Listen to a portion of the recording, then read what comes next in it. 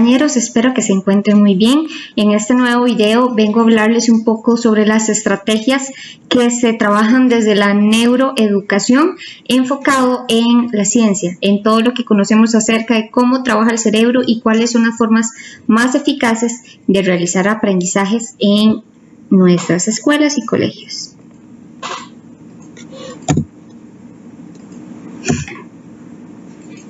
Vamos a ver algunos factores saludables para el aprendizaje que son sumamente importantes para incentivar en los estudiantes. Dormir bien ayuda a consolidar la memoria. Como dijimos en el video pasado, la consolidación de los recuerdos y experiencias se da a través del proceso de dormir. Entonces, es muy importante que los chicos tengan un horario establecido, bien marcado, en la que ellos puedan descansar.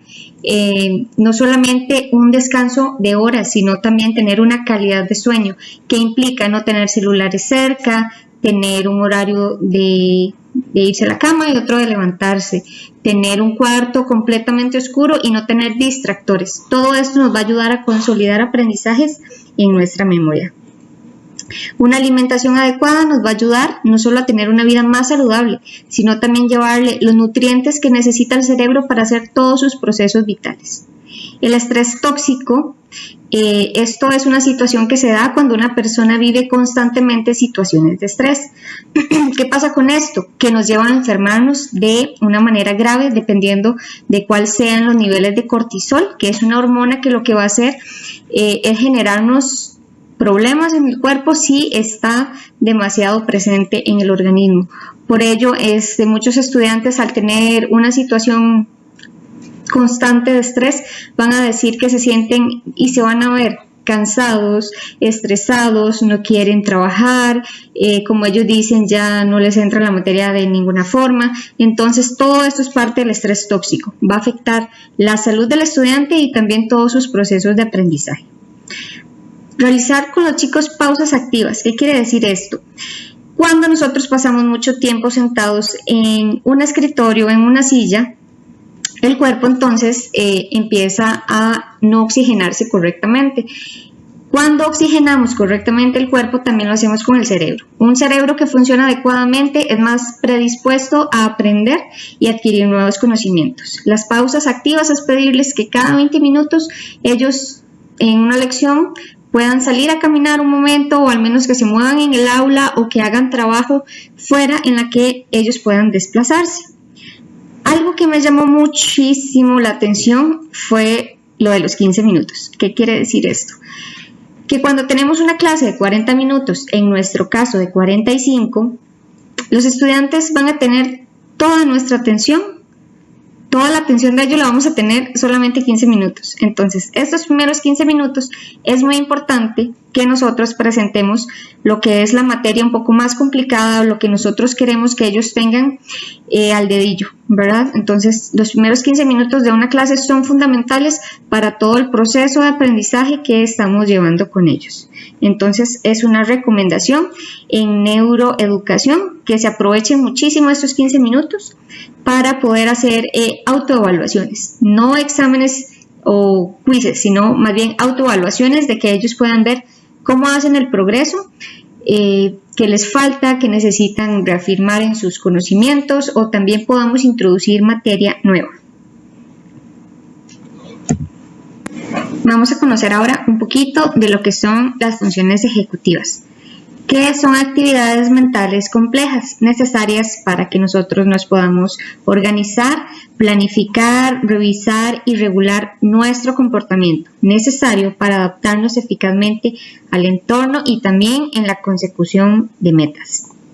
Entre algunas actividades, entre algunas funciones ejecutivas que tenemos día a día, tenemos lo que es la autorregulación, prestar y sostener la atención, el control inhibitorio, memoria de trabajo, que básicamente es la capacidad temporal de almacenar información, ¿verdad?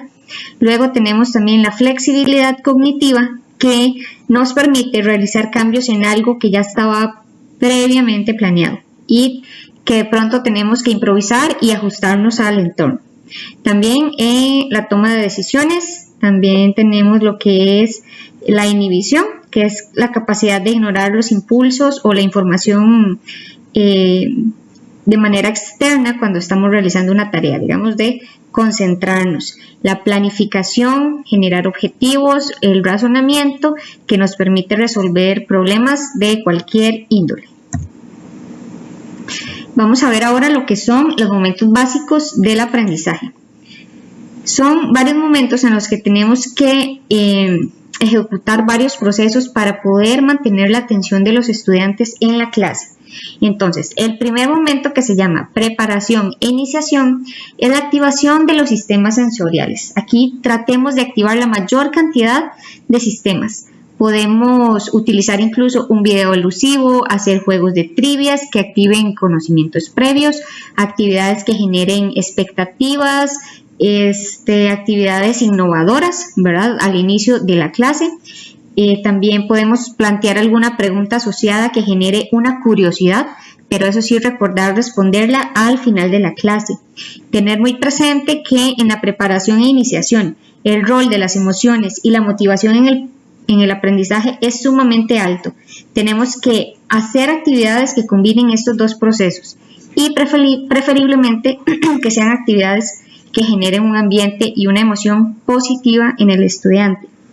Tenemos la adquisición de conocimientos y habilidades desde la experiencia, que es un manejo adecuado de la atención y emoción, que vamos a hacer ciertas experiencias que se den con frecuencia e intensidad.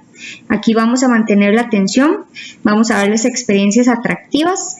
Podemos utilizar material audiovisual de apoyo, que realicen trabajo en equipo. La importancia del movimiento en el aula y en el aprendizaje es sumamente importante en estos momentos.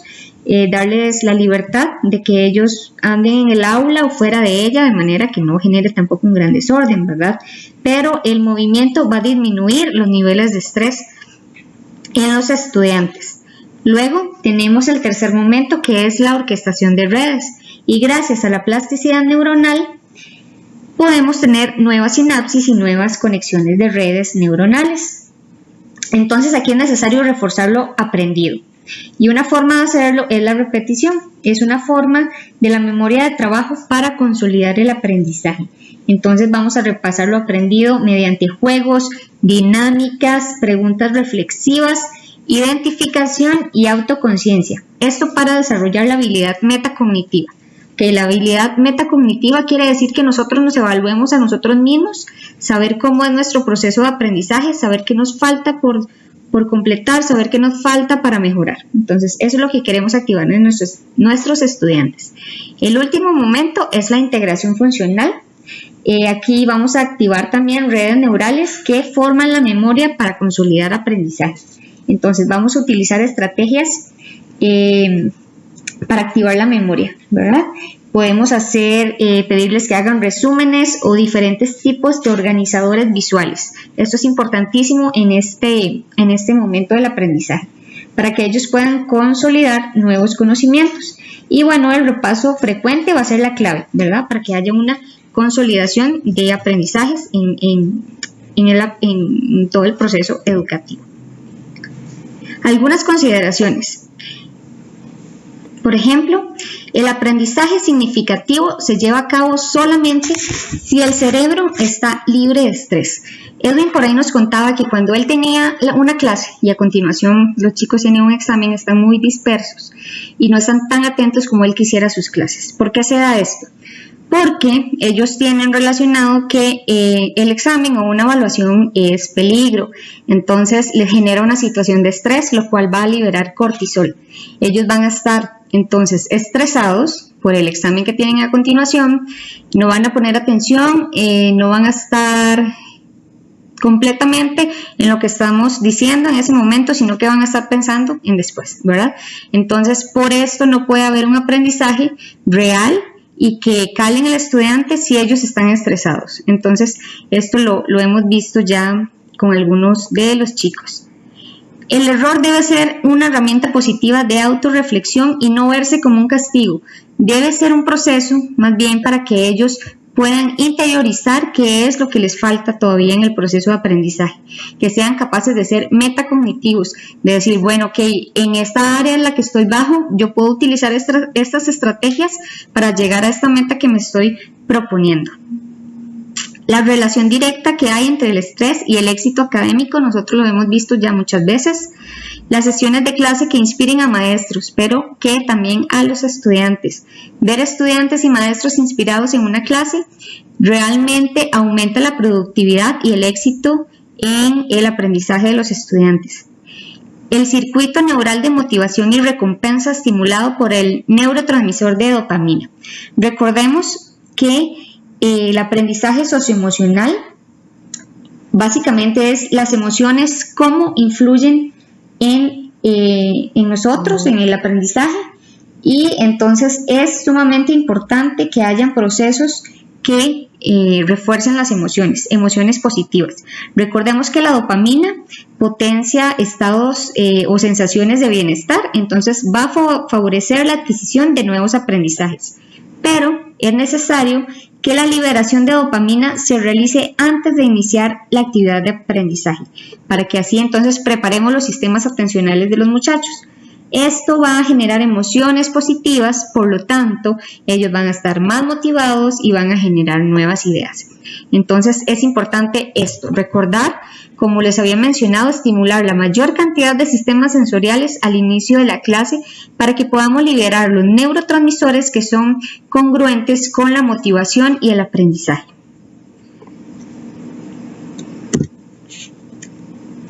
Factores que influyen en el aprendizaje. Tenemos, como ya les hablé ahorita, el aprendizaje socioemocional, el valor que tienen las emociones en el estudio, diseñar estímulos relevantes para que ellos estén motivados y estén de esta manera atentos, saber que las redes atencionales, funciones ejecutivas, redes de alerta, tenerlas muy presentes en los roles de enseñanza.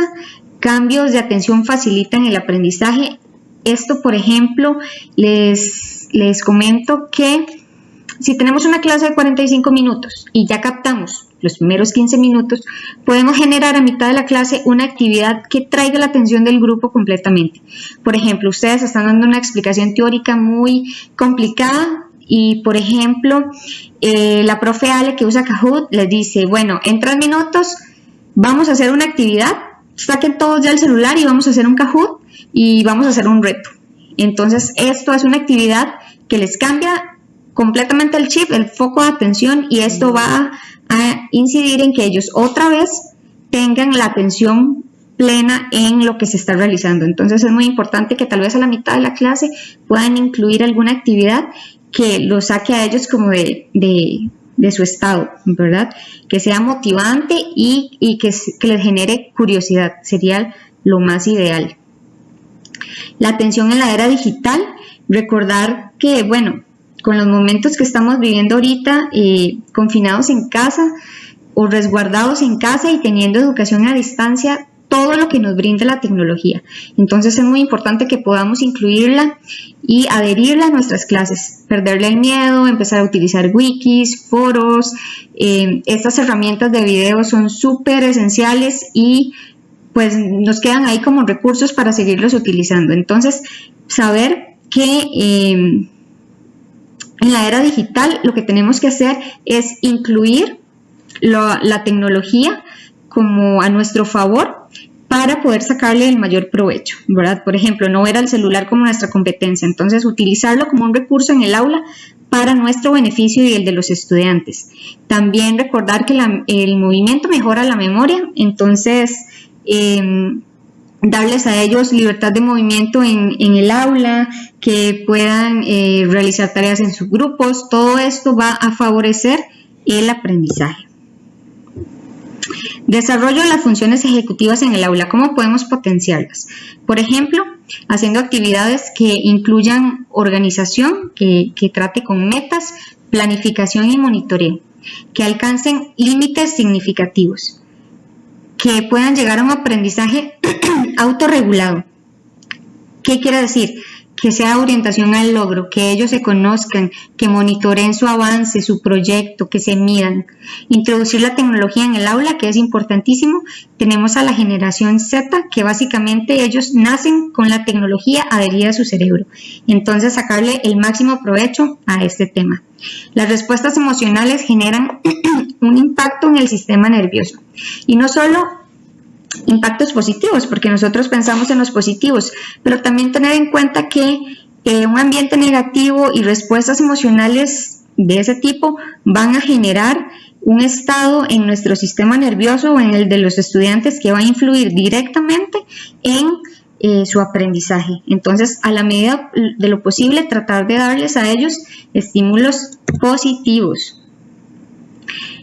Desde la neurociencia tenemos unos tips de educación y evaluación. Entonces vamos a ver que ellos lo que nos dicen es que tratemos de generar autonomía en el estudiante, que nosotros seamos facilitadores y que ellos sean protagonistas de su propio proceso, que usemos muchas técnicas participativas, mucho trabajo en equipo, que vinculemos el diálogo, el análisis y la crítica en nuestros aprendizajes.